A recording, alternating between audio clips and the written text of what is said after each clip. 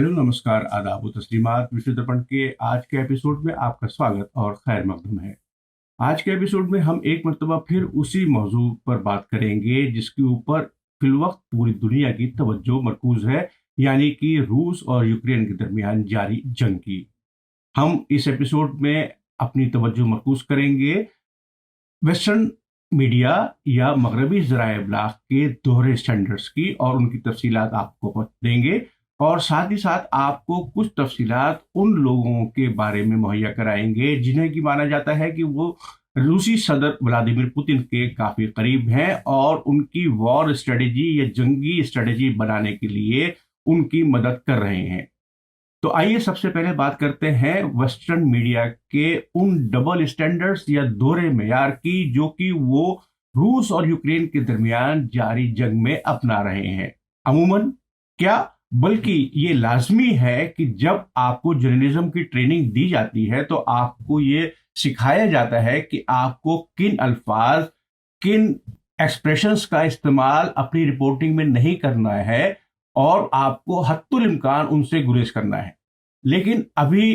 गुज़िश्ता 8-9 दिन में मैंने जिस तरीके से मुख्तलिफ इंग्लिश टीवी चैनल्स जो कि मुख्तलिफ मुल्कों से अपनी नशरियात करते हैं और उसके साथ ही साथ मुख्तलिफ इंग्लिश अखबारों और दूसरी ज़बानों के अखबारात भी जिनका के ट्रांसलेशन अंग्रेजी में मौजूद है, उनका एक एनालिसिस या तज्जिया किया, और मैंने पाया कि ज़्यादातर चैनल्स जिनके करस्पॉन्डेंट ज़मीनी सतह से यानी कि उस जगह से रिपोर्टिंग कर रहे हैं जहां के रूस और यूक्रेन के दरमियान लड़ाई जारी है, तो अपनी रिपोर्टिंग में वो कुछ ऐसे लफ्ज़ों का इस्तेमाल कर रहे हैं जिन्हें के सरासर गलत करार दिया जा सकता है। ये रिपोर्टर्स अपनी रिपोर्टों में इस्तेमाल कर रहे हैं सुनहरे या भूरे बालों वाले लोग, नीली आंखों वाले लोग, सफेद जिल्द वाले यानी कि सफेद फार्म लोग, और अपने तज्जिए में या अपनी रिपोर्टिंग में आगे कह रहे हैं कि उनको ये समझ में नहीं आता कि किस तरीके से दो सफेद फार्म मुल्क या दो सफेद फार्म लोग आपस में एक दूसरे को कत्ल कर सकते हैं, मार सकते हैं और उनके ऊपर तशद्दुद कर सकते हैं। यानी कि इससे ये नैरेटिव बन रहा है या ये बयान बन रहा है कि आप सिर्फ सफेद फार्म और काले या भूरे लोगों के दरमियान लड़ाई को सही मानते हैं,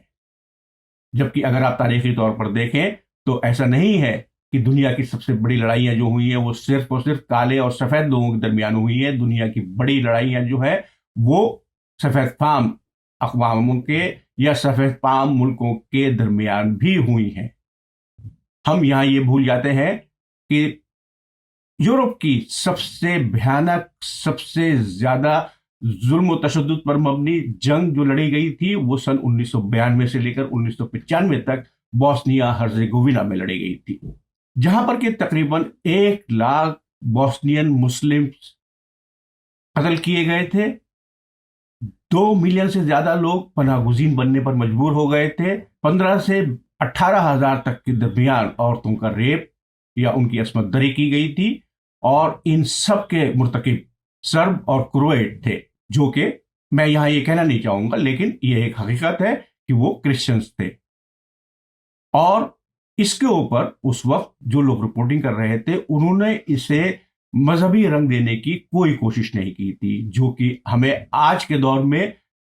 नजर आ रहा है कि कुछ करस्पॉन्डेंट्स लफ्ज क्रिश्चियन का भी इस्तेमाल कर रहे हैं कि कैसे 2 क्रिश्चियन मुल्क आपस में लड़ सकते हैं। तो क्या इससे यह समझा जाए कि ये अगर कोई भी लड़ाई होती है तो वो सिर्फ मुसलमानों और क्रिश्चियन के दरमियान ही हो सकती है, क्रिश्चियन और क्रिश्चियन के दरमियान नहीं हो सकती है, सफेद फार्म और सफेद फार्म मुल्कों के दरमियान नहीं हो सकती है, नीली आंखों वाले और सुनहरे और भूरी बालों वाले लोगों के दरमियान नहीं हो सकती है? क्या लड़ाई सिर्फ सफेद और कालों या भूरे लोगों के दरमियान हो सकती है? क्या लड़ाई सिर्फ सुनहरे भूरे बालों वाले और काले बालों वालों के दरमियान हो सकती है? लड़ाई सिर्फ नीली आंखों वाले और काले या भूरी आंखों वाले लोगों के दरमियान ही हो सकती है? अगर ये बयानिया या ये नैरेटिव कायम करने की कोशिश की जा रही है तो ये बहुत गलत है और इसके मनफी या नेगेटिव असरात आने वाले वक्तों के लिए हमारी पूरी दुनिया के लिए बहुत गलत साबित होंगे। साथ ही साथ लफ्ज क्रिश्चियन का भी इस्तेमाल बार बार किया जा रहा है और इस पूरे तज्जिए को एक मजहबी रंग देने की भी कोशिश की जा रही है, जिसे कि मैं यहां पर सिर्फ और सिर्फ इन मगरबी ज़राए इब्लाग के लोगों का एक ऐसा मेंटल फिनोमेना करार दे सकता हूं जिसको कि हम किसी भी हालत में कबूल नहीं कर सकते हैं और ना हमें करना चाहिए, और हमें इसके खिलाफ आवाज उठानी चाहिए। साथ ही साथ मैं यहां पर यह भी बताना चाहूंगा कि इस जंग के मुखालिफ उन लोगों के कमेंट्स या उन लोगों के इंटरव्यूज इन टीवी चैनल्स पर नशर नहीं किए जा रहे हैं जो कि इस पूरी जंग में अमेरिका के किरदार के ऊपर सवाल लगा रहे हैं। मैं यहां पर मिसाल देना चाहूंगा कर्नल मैकडोनाल्ड मैकग्रेगोर की, जो कि डोनाल्ड ट्रंप के इंतजामिया में सेक्रेटरी ऑफ डिफेंस के स्पेशल एडवाइजर हुआ करते थे। सिर्फ एक टीवी चैनल फॉक्स न्यूज ने उनका एक इंटरव्यू नशर किया है जिसमें कि कर्नल मैकग्रेगोर ने बहुत वाज़ेह अल्फाज में ये पूछा है कि ये लड़ाई क्यों शुरू हुई, इससे अमेरिका को क्या हासिल होगा और किस तरीके से आपको ये पुख्ता यकीन है कि आप रूस को कोई सबक सिखा सकेंगे या उसे तबाह कर सकेंगे। तो ये जो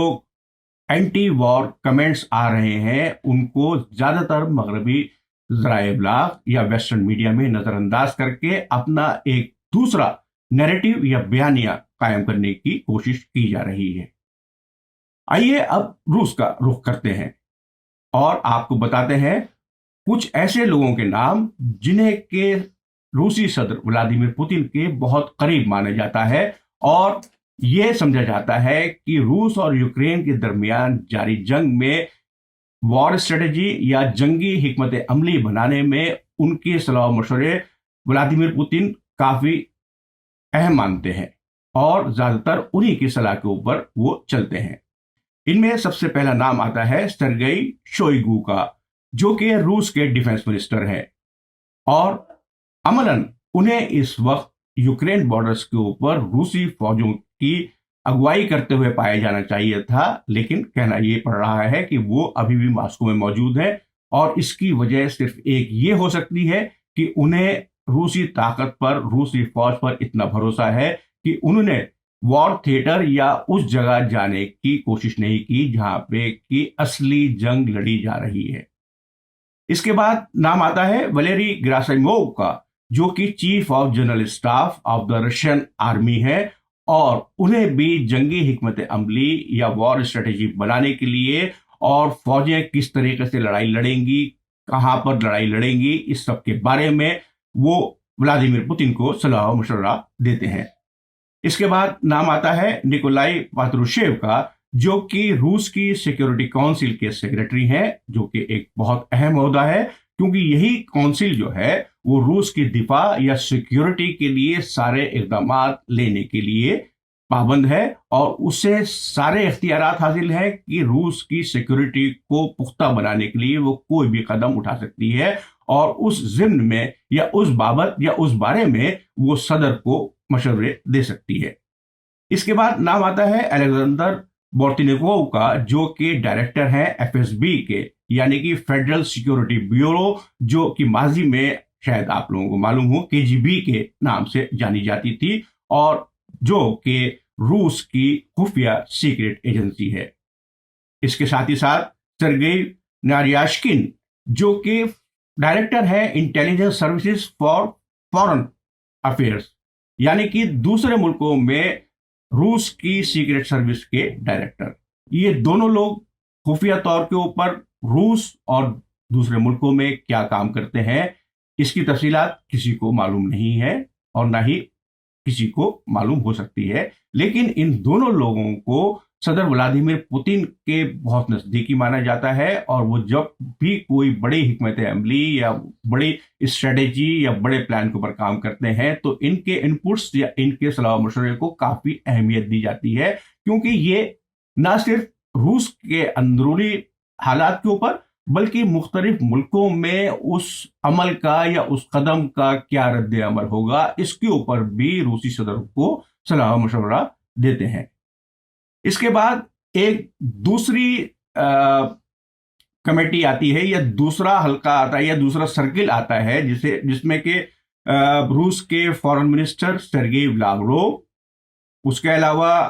फेडरेशन काउंसिल की सदर वैलेंटीना मातियेवेंको और नेशनल गार्ड के डायरेक्टर विक्टर जोलोटोव शामिल हैं। इन तीनों लोगों को अमूमन माना जाता है कि वो सदर व्लादिमीर पुतिन के करीब जो एक हल्का है या जो इनर सर्कल कहलाया जाता है उसकी दूसरी सतह में शामिल है, और इनके साथ ही साथ रूस के वजीर आजम या प्राइम मिनिस्टर मिखाइल मिशुस्किन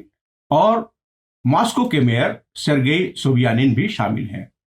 मॉस्को के मेयर को ये पोजीशन इसलिए हासिल है कि रूस के मुख्तलिफ शहरों में जो हैसियत मॉस्को की है उसको कोई भी नजरअंदाज नहीं कर सकता है, और कम्युनिस्ट पार्टी के जमाने से रूस के मेयर को जो वसी इख्तियारात हासिल थे और उसका जो पूरे पॉपुलेशन पर कंट्रोल था वो अनपैरेलल्ड है, उसका कोई भी सानी नहीं मिलता है। इस वजह से मॉस्को के मेयर को भी काफी अहम माना जाता है। तो ये वो दो, आप कह सकते हैं, दो सतही इनर सर्किल है या दो सतही मुशीरों की काउंसिल है जो कि सदर व्लादिमीर पुतिन को सलाह मशवरा देती है। लेकिन इसके साथ ही साथ मैं यहां पर चंद और नामों का जिक्र करना चाहूंगा जो कि किसी सरकारी ओहदे पर नहीं है, लेकिन उन्हें सदर व्लादिमीर पुतिन के बहुत करीब माना जाता है, और ऐसा तस्वुर भी किया जाता है कि सदर व्लादिमीर पुतिन उनकी सलाह मशवरे के बगैर कोई भी फैसला नहीं लेते हैं। इनमें शामिल है रूस की सबसे बड़ी पेट्रोलियम कंपनी रोजनेफ्ट ऑयल के सीईओ इगोर सेशिन। इसके साथ ही साथ दो लोग, बोरिस रोटेनबर्ग और आर्केदी रोटेनबर्ग, वो लोग हैं जिन्हें के सदर व्लादिमीर पुतिन का बचपन का साथी माना जाता है, और मौजूदा आदादो शुमार और मौजूदा इत्तलात के मुताबिक रोटेनबर्ग खानदान को इस वक्त रूस का सबसे अमीर तरीन खानदान माना जाता है। तो ये तीन लोग ऐसे हैं जिनके पास कोई भी सरकारी ओहदा नहीं है, लेकिन सदर व्लादिमीर पुतिन की कुर्बतों की वजह से उनको ये तस्वुर किया जाता है कि वो सबसे पहले इनको कॉन्फिडेंस में लेते हैं, उसके बाद ही कोई नया कदम उठाते हैं। तो ये एक खाका था उन चंद अफराद का जो कि मौजूदा जंग में और उसके अलावा भी आलमी और मुल्की दोनों मामलात के ऊपर सदर व्लादिमीर पुतिन की सलाह मशवरा मुहैया कराते हैं और उन्हें हर उस चीज से बचाने की कोशिश करते हैं जो उनके खिलाफ जा सकती है। उम्मीद है आपको आज के एपिसोड में मुहैया कराई गई जानकारी मुफीद साबित होगी। हमें कमेंट बॉक्स के जरिए अपनी राय से आगाह करते रहें। अगले एपिसोड में आपसे फिर मुलाकात होगी। खुदा हाफिज, जय हिंद। मीडिया स्टार वर्ल्ड के और वीडियो देखने के लिए हमारे चैनल को सब्सक्राइब करें और सीधे नोटिफिकेशन पाने के लिए बेल आइकन दबाएं। और अगर हमारी खबर सच्ची और अच्छी लगे तो अपने व्हाट्सएप, इंस्टाग्राम, फेसबुक और ट्विटर अकाउंट पर जरूर शेयर करें।